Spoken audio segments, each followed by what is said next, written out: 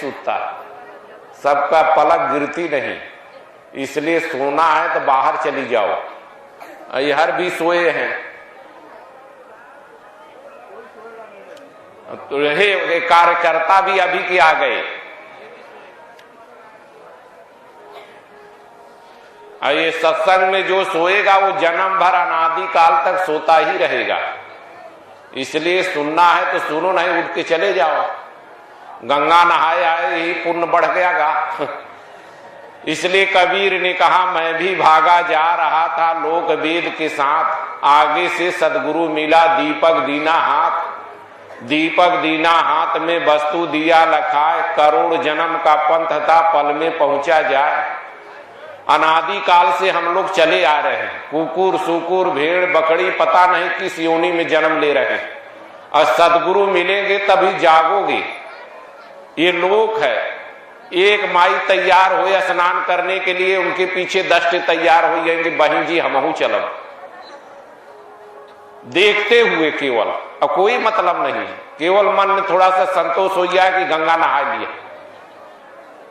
अगर आए हैं इतने दूर से तो कुछ सुनो समझो, अपने भीतर उतारने का कोशिश करो। एक समय की बात है, एक बार एक लड़की थी, वो गई ससुराल, तो उसका जो ससुर था वो सत्संगी था। जब वो जाने लगे बाजार तो लड़की ने कहा कि पिताजी हमारे लिए एक दर्पण लेते आना। तो उन्होंने जाकर विचार किया तो दर्पण की जगह एक ले लिया रामचरितमानस का गुटका, वो दे दिया। वो बिगड़ गई कि ये हम क्या करेंगे। कह नहीं बेटी, इसी में अपना चरित्र, अपनी रहनी। सीता भी औरत थी, सुपुनखा भी औरत थी, कैकेयी भी औरत थी, कौशल्या भी औरत थी। ये दोनों का चरित्र देखो। कोई अपने बेटी का नाम कैकेयी रखता है और न सुपुनखा रखता है। तो इसलिए तीरथ में आए हैं तो ध्यान से सुने, न कि पंडाल में हम सो जाए। तो पहले कीर्तन करो, उसके बाद में हम कुछ सुनाएंगे। नहीं सुनना है तो उठ के बाहर चले जाओ। ओम श्री सद्गुरुदेव भगवान की। ओम जय सिया राम, जय जय सिया राम।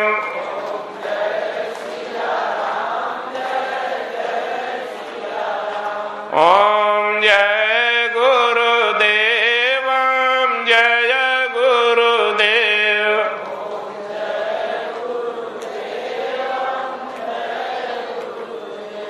ओम श्री राम, जय राम, जय जय राम।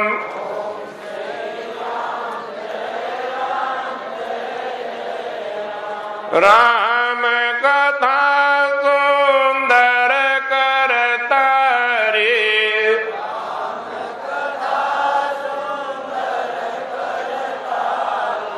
संत बिहंग उड़ावन हरे।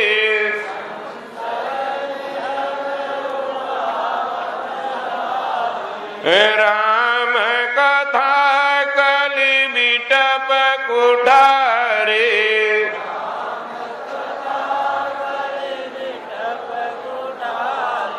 सादर सुन गिरिराज कुमारे।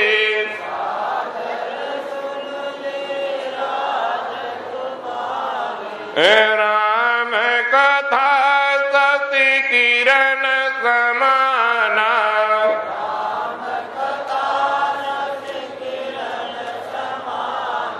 संत चकोर करहि जेहि पाना।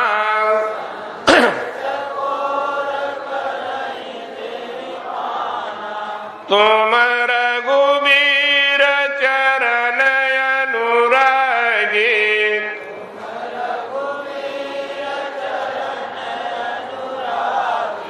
कीनहु प्रश्न जगत हित लागे।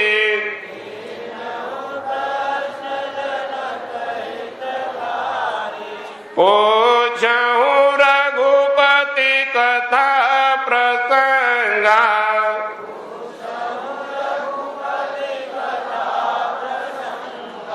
सकल लोक जग पावनी गंगा,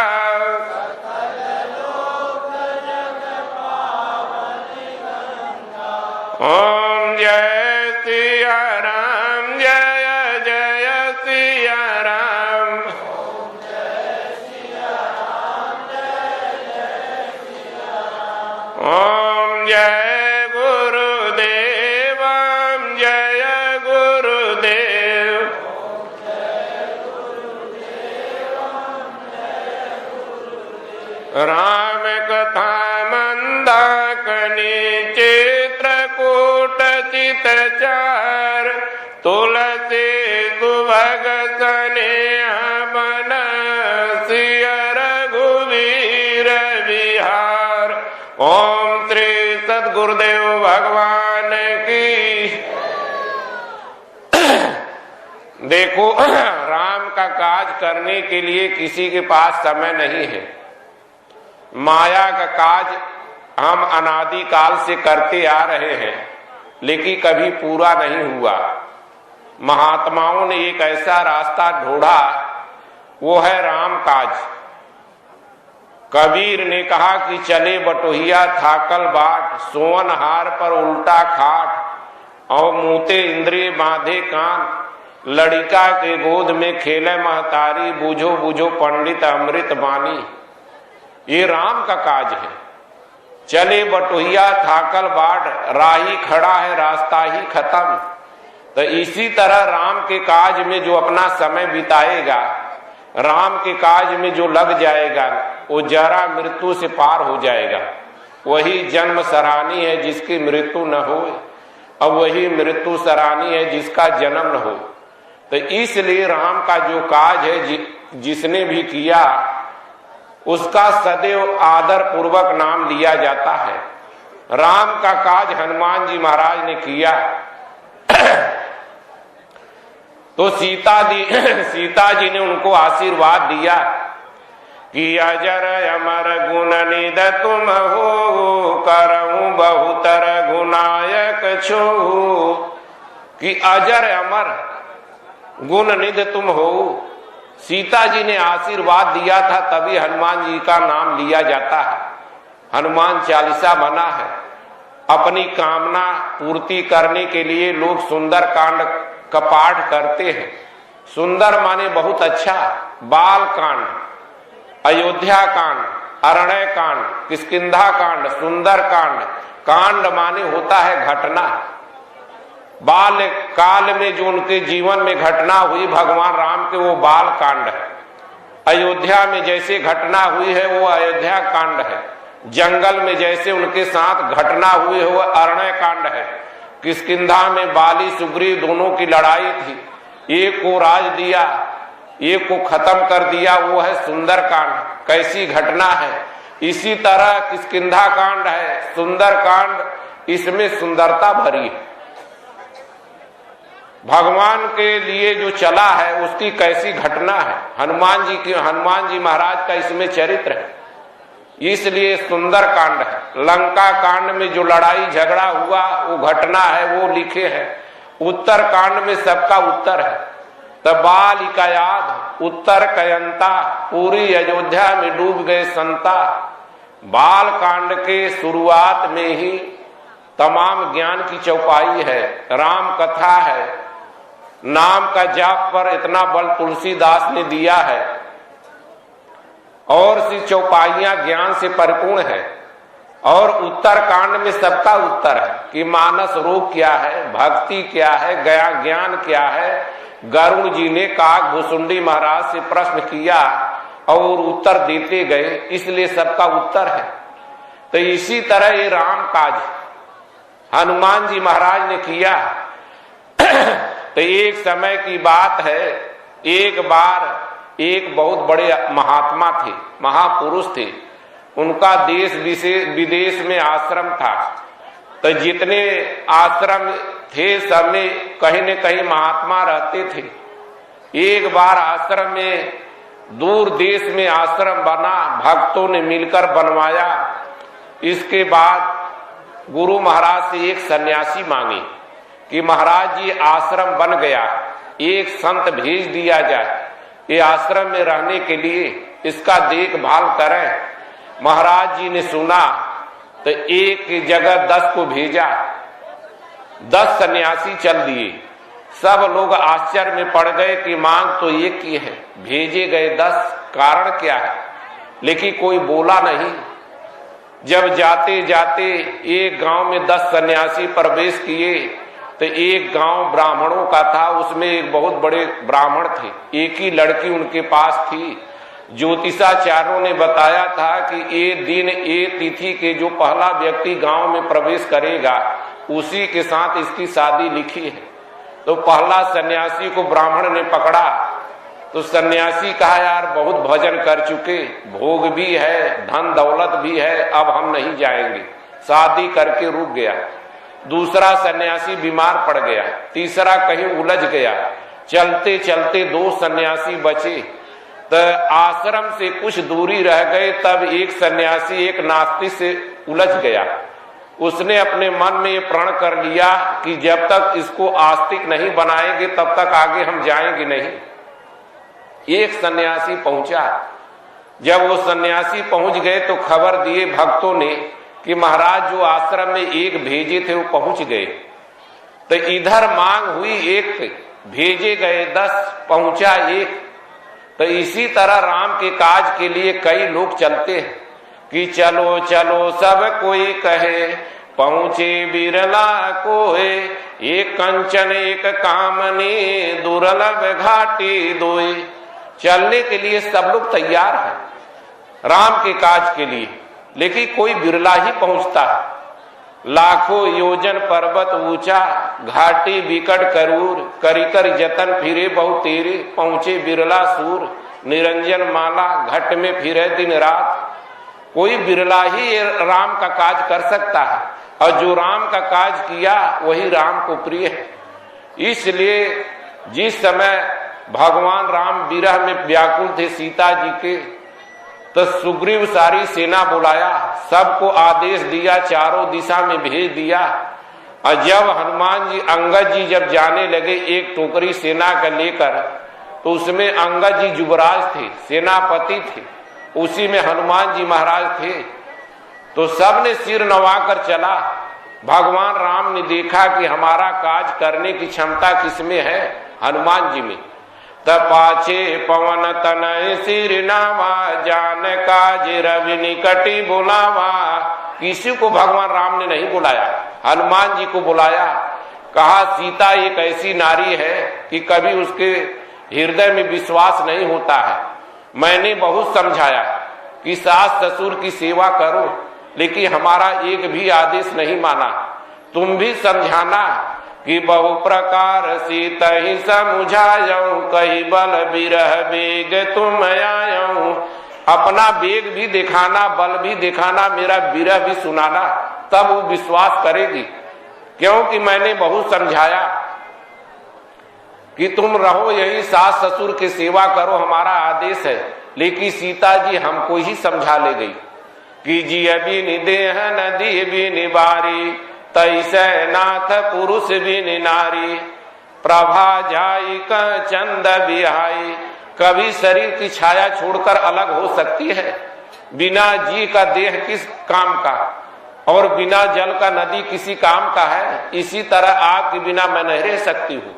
मैंने बहुत समझाया, तुम भी समझाया, समझाना। हनुमान जी महाराज को भगवान राम ने समझाया और मुद्रिका दिया, कहा ये हमारा काज करना। जब चले सब बंदर पहुंच गए लंका, वहां समुद्र के किनारे, और वो बताया था स्वयं प्रभा जो थी उसने भेज दिया कि मुदव नयन विवर तज जाऊं, पहियों सीता जन पछताऊं। लेकिन नयन मुद पुण्य देखें वीरा, सा ठाड़े सकल सिंधु के तीरा। समुद्र के किनारे पहुंच गए, सब रोने लगे, अंगद भी रोने लगा कि यहाँ न तात सीता सुध पाई, वहां गए मारई कपिराई। कि यहाँ न मैंने सीता का सुध पाया, पीछे जा रहा हूं तो मार डालेगा सुग्रीव। वो रो रहे थे समुद्र के किनारे। जब मालिक ही रो रहा है तो मार कैसे होगी? बिना मालिक का मार नहीं होता। सेनापति ही रोने लगा। समुद्र के किनारे जामवंत जी महाराज सबको समझाए। फिर इसके बाद हनुमान जी को कहा, कह ऋषिपति सुन हनुमाना, काचु पसाधि रहे बलवाना, और पवन तनय बल पवन समाना, बुध विवेक विज्ञान निधाना, राम काज लगी तब अवतारा, सुनतय भयउ पर्वताकारा। कि राम के काज के लिए ही तुम्हारा जन्म हुआ, क्यों चुपचाप कर बैठे हो? राम की सेना में कोई व्यक्ति, कोई सेना नायक था तो केवल जामवंत जी।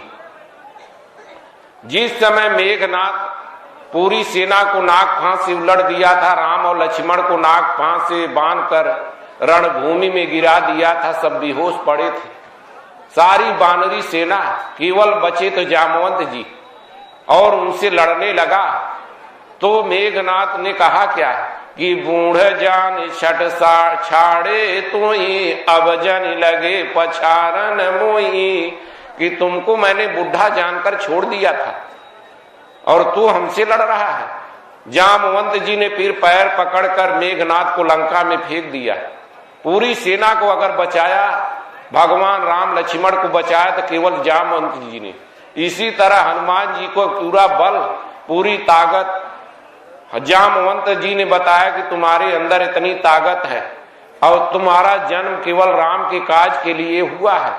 और फिर जहां समझाए तो फिर हनुमान जी आ गए वेग में, क्योंकि हनुमान जी महाराज को श्राप था। बचपन में ऋषि महर्षियों के उठाया बैठाया करते थे पूछ से, तो उन्होंने श्राप दे दिया था कि जिस समय तुम्हारा बल, तुम्हारी बुद्धि तभी तुमको महसूस होगी जब कोई दूसरा बताए। जहां जामवंत जी ने बताया तो आ गए अपने काज करने के लिए।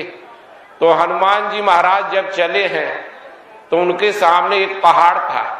उस पहाड़ पर चढ़े कि जेहि गिरि चरण देई हनुमंता, चलऊ सुगा पाताल तुरंता, जिमि अमोघ रघुपत कर बाना, यही भांति चले हनुमाना। वो पहाड़ को दाब दिए और वो चला गया पताल में। तो वास्तव में राम के काज के लिए कोई बिरला ही चलता है। भेजे गए 10, पहुंचा 1, मांग 1 हुई। हनुमान जी महाराज को केवल भगवान राम ने बुलाया। इतने बंदर थे, किसी को बुलाया कि हमारा काज करना? केवल हनुमान जी को बुलाया। ये मन का मुद्रित होना केवल हनुमान जी में ही क्षमता थी। तो इसी तरह एक पहाड़ तो होता है, गृह कारज नाना जंजाला, ते अति दुर्गम शैल विशाला।